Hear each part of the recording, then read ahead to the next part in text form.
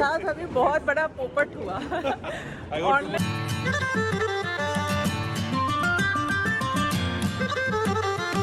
नमस्ते दोस्तों, तो स्वागत है एक बार फिर से।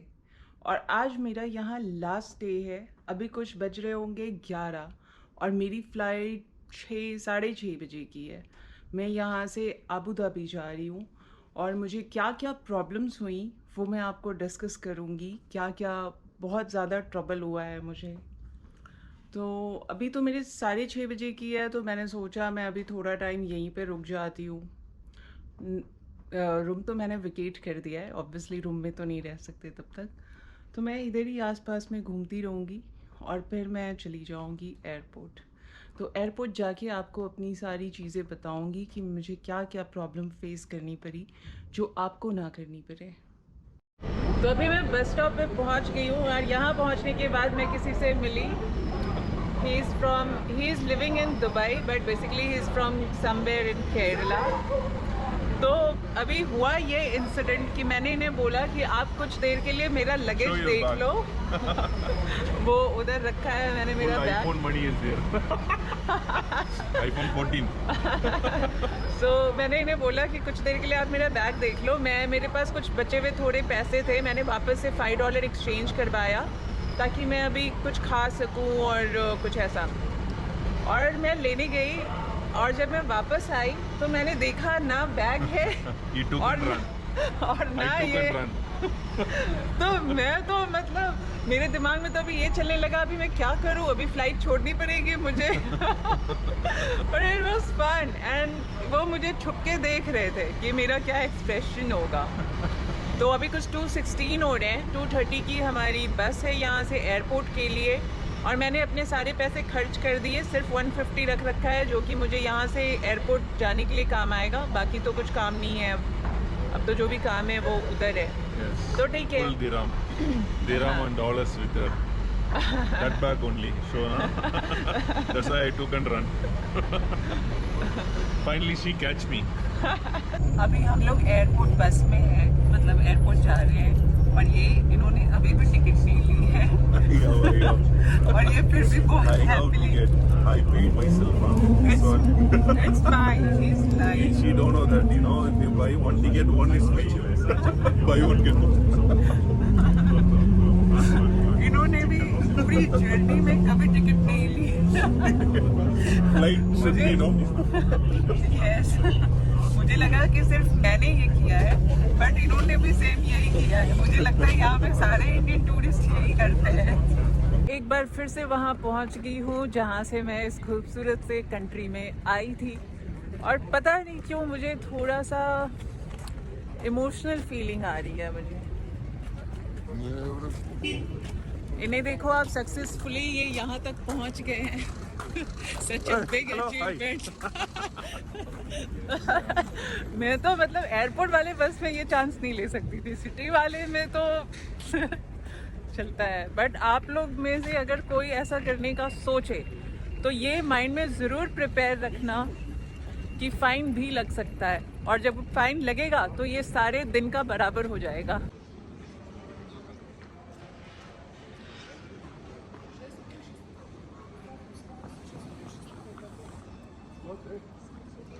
तो अभी जो मेरे साथ ट्रैवल कर रहे थे इनके साथ अभी बहुत बड़ा पोपट हुआ। ऑनलाइन इन्होंने वेब चेक इन नहीं किया और एयरपोर्ट पे इन्हें अप्रॉक्सीमेटली 4000 रुपीज़ पे करना पड़ा। चली बहुत अच्छे से। अभी तक इतने दिनों तक इन्होंने बस में जो सेव किया ना एक साथ में पे किया एंड लकीली मैंने ये रात को ही कर लिया था क्योंकि बार बार मुझे मैसेज आ रहा था कि आप कर लो अदरवाइज एयरपोर्ट पे आपको चार्ज लगेगा। तो मैंने कर लिया, इन्होंने नहीं किया तो अभी 4000 पे किया है। अभी हूँ सर्बिया के बेलग्रेड के ड्यूटी फ्री में और यहाँ पे हम लोग कुछ प्राइजेस चेक करते हैं। ठीक है, ड्यूटी फ्री का क्या प्राइस है। तो ये आप देखो, ये बकार्डी है और ये 20 यूरो का है।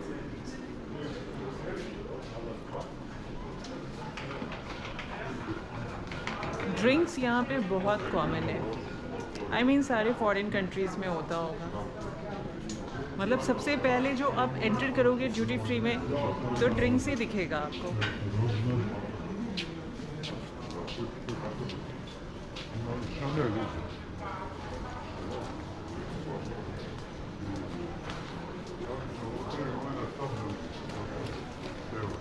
और तो ऐसा कुछ खास है नहीं, मुझे ड्यूटी फ्री वगैरह इतना कुछ खास लगता नहीं है। प्राइजेस भी ना बहुत हाई होते हैं।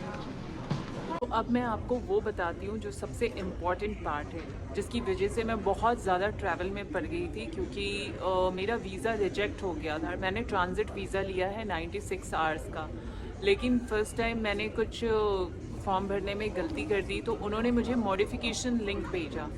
तो मैंने दोबारा से लिंक पे वो क्लिक करके मैंने सारी चीज़ें भरी। फिर से मुझे उन्होंने लिंक भेजा कि तुमने वापस से गलती की है। गलती ये थी कि मैंने एंट्री आबू धाबी में ली थी और एग्ज़िट दुबई से लिया था। तो उनका कहना ये था कि एंट्री और एग्ज़िट दोनों भी आपको सेम सिटी का दिखाना है अगर आपको ट्रांजिट वीज़ा ले रहे हो। तो मैंने वापस से मेरी दुबई की फ़्लाइट कैंसिल की, दुबई टू मुंबई कैंसिल किया मैंने, जो कि नॉन रिफंडेबल था। और फिर मैंने आबू धाबी वाली टिकट ली, आबू धाबी टू मुंबई, और फिर मैंने सबमिट किया। उन्होंने फिर भी मेरा वीज़ा रिजेक्ट कर दिया और मेरे पास सिर्फ 3 दिन बचे थे।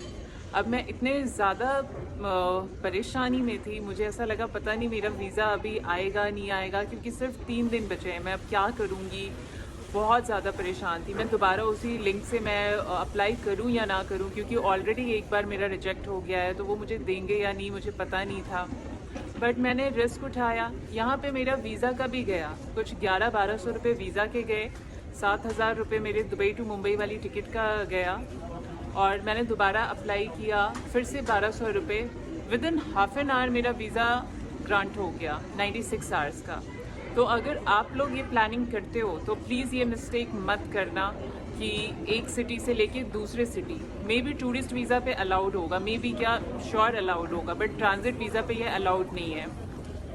तो फाइनली वीज़ा मिला तो मैं रिलैक्स हुई, वरना तो मैं 3 दिन मतलब इतने ज़्यादा परेशानी में थी। मैं यहाँ पे घूमूँ क्या, मेरे दिमाग में मेरा वीज़ा, टिकट, ये सारी चीज़ें घूम रही थी। तो अब मैं वहाँ जा रही हूँ। यहाँ पे अभी इमिग्रेशन में कुछ नहीं, उन्होंने सिर्फ वीज़ा को बहुत अच्छे से चेक किया।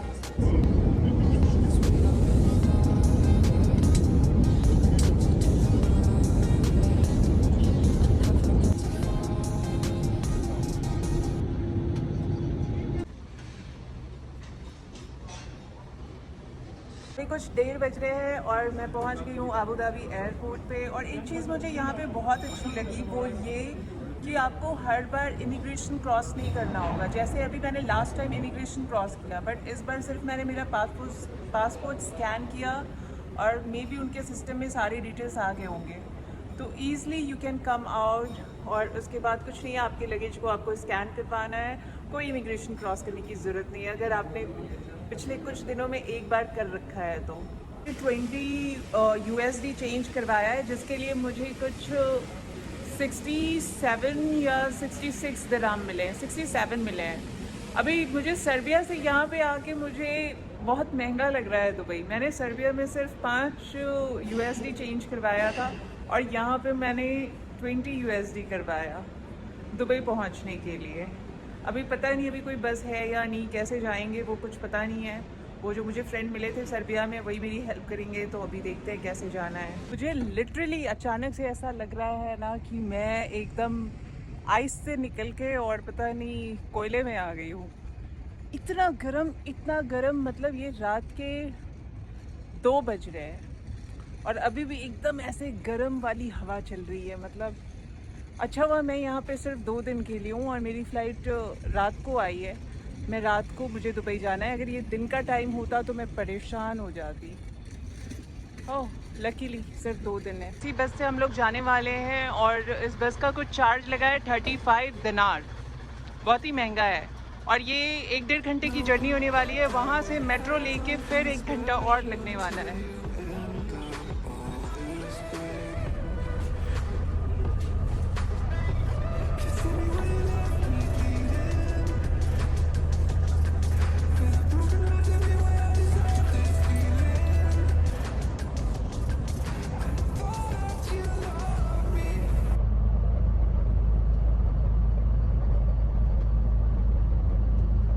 बस ने शार्प 1.5 घंटे में यहाँ पे पहुँचा दिया। अभी बज रहे हैं कुछ 4:35 और ये देखो आप, ये मैं अभी बस स्टेशन पे हूँ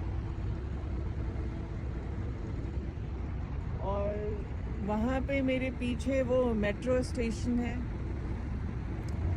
मेट्रो शायद 5-10 मिनट में स्टार्ट होगी, तो वो अभी मेरे साथ में जो ट्रैवल कर रहे हैं वो अभी अंदर पूछने गए हैं क्या टाइमिंग है, क्या प्राइस है। तो अभी मैंने ये मेट्रो कार्ड ख़रीदा और ये मेट्रो कार्ड मुझे कुछ 25 दिरहम का आया। तो मैंने अभी यहाँ से मुझे जहाँ जाना है वहाँ के लिए इसमें से सिर्फ 1 दिरहम कट हुए हैं। तो ये देखो आप। और यहाँ की मेट्रो स्टेशन की मैंने एक ख़ास बात सुनी कि ये विदाउट ड्राइवर होते हैं। ये ऑटोमेटिक मेट्रोज़ हैं विदाउट ड्राइवर। अंदर बैठ के आपको दिखाती हूँ।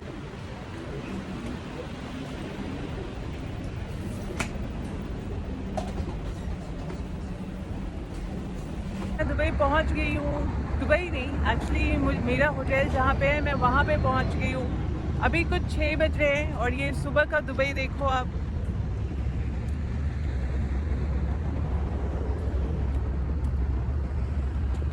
अभी भी बहुत हीट हो रही है। मैं तो नहीं निकलने वाली क्योंकि मैंने वेदर चेक किया और वेदर कुछ 39 है, तो मैं बिल्कुल नहीं निकलने वाली। वैसे भी रात से मैं सोई नहीं हूँ, तो मैं तो आज घोड़े बेच के पूरे दिन सोऊंगी। सिर्फ मेट्रो स्टेशन से 1 घंटे चल के 1 किलोमीटर चल के आई हूँ और इतने में ही मुझे इतनी ज़्यादा थकान हो रही है ना, गर्मी की वजह से। और ये देखो आप, मैं अभी इस एरिया में हूँ। ये एक गंदी सी बिल्डिंग देखो आप। ऐसा लग रहा है ना ये दुबई में नहीं है, ये मुंबई में है। एक्चुअली मेरे साथ में जो ट्रैवल कर रहे थे ये उनका एरिया है, बाकी सारा तो बहुत ही प्यारा है। वो बस एक बिल्डिंग को आप ज़्यादा ध्यान मत देना। वो अभी अंदर गए हैं, उनकी गाड़ी ले गए। वो उन्होंने मुझे बोला कि मैं अपनी गाड़ी से होटल ड्रॉप कर दूँगा। अच्छे से रखना, हाँ, कुछ हो ना जाए लगेज को। बहुत उसमें महंगे सामान है।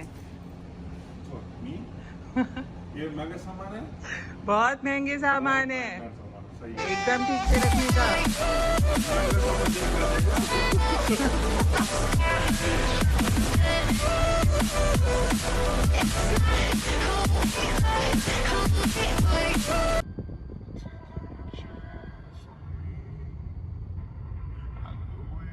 मेरा होटल है जहाँ पे मैं अभी 2 दिन रुकने वाली हूँ और इसके लिए मैंने टोटल पे किया है 6000 रुपीज़।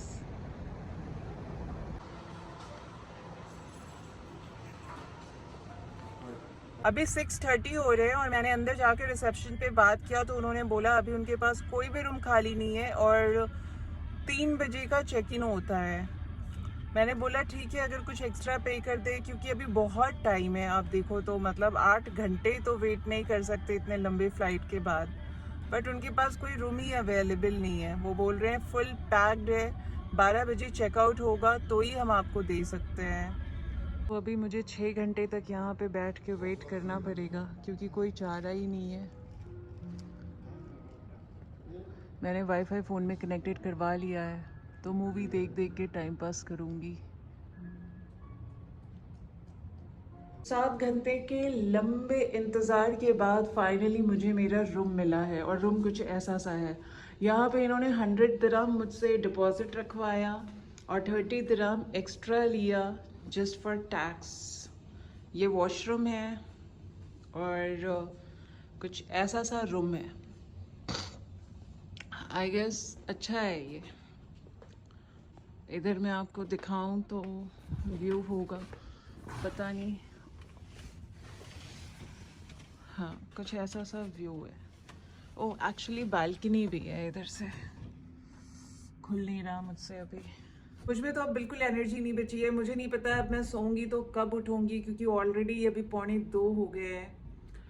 तो इस ब्लॉग को मैं यही एंड करती हूँ। Don't forget to like, share and subscribe.